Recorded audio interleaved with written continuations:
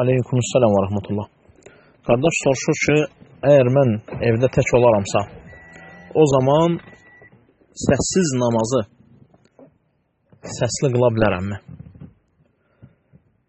Qardaşlarım, Muhammed sallallahu aleyhi və səlləm namazlar və namaz vacib olduqdan sonra onun necə qılınmasını istər şəkil etibarıyla, forma etibarıyla, istər görünüş etibarıyla, istər səsli və istər səssiz oxunma etibarıyla ümmətə onu öyrətdi.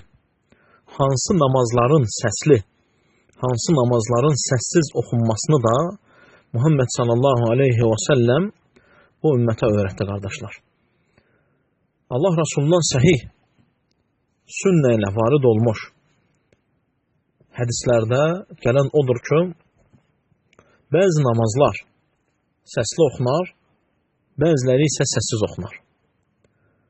Səssiz oxunan namazlardan, qardaşlar, zuhur və asr namazıdır ki, bütün rükətləri səssiz oxunar. Səsli oxunan namazlardan isə məğrib 2 rükəti səsli oxunar, 1 rükəti isə səssiz oxunar, sirli oxunar. İşə namazında 2 rükəti səsli, 2 rükəti isə səssiz oxunar.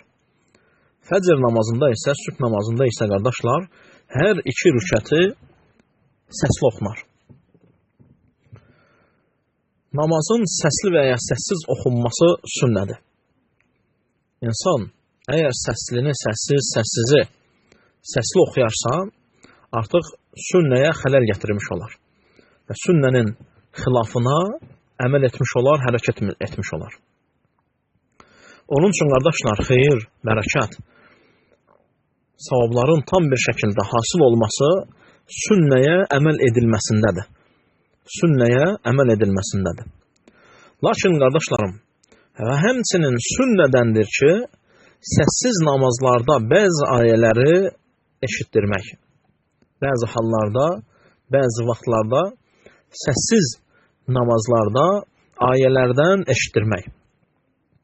Necə ki, qardaşlar, sünnədə varid olub, Əbi Qatadə radiyallahu anhudan gələn səhih hədisdə deyir ki, Muhammed sallallahu aleyhi və səlləm bəzən gizli namazlarda, sir namazlarında, yəni səssiz oxunan namazlarında bizə ayələri eşitdirərdi. Bizə ayələri eşitdirərdi. Məsəl üçün, insan Fatihə surəsini oxuyur və çatıb İyyəkə na'budu və İyyəkə nəstə'in ayəsinə. Digərlərin səssiz oxuyaraq bura çatdığı zaman bir az səsini yüksəldər, İyyəkə na'budu və İyyəkə nəstə'in olaraq deyər, qardaşlar. Ayəni o şəkildə arxada olanlara eşitdirər, bu da sünnədəndir. Amma səssiz namazı bütünlükdə səsli oxumaq bu sünnənin xilafıdır, sünnəyə müxalif olmaqdır. Və qardaşlara nəsihətimiz də belə etməmələrini tövsiyə eləməkdir. Yəni səslini səsli oxusunlar, səssizi də səssiz oxusunlar. Allah daha gözəl bilir.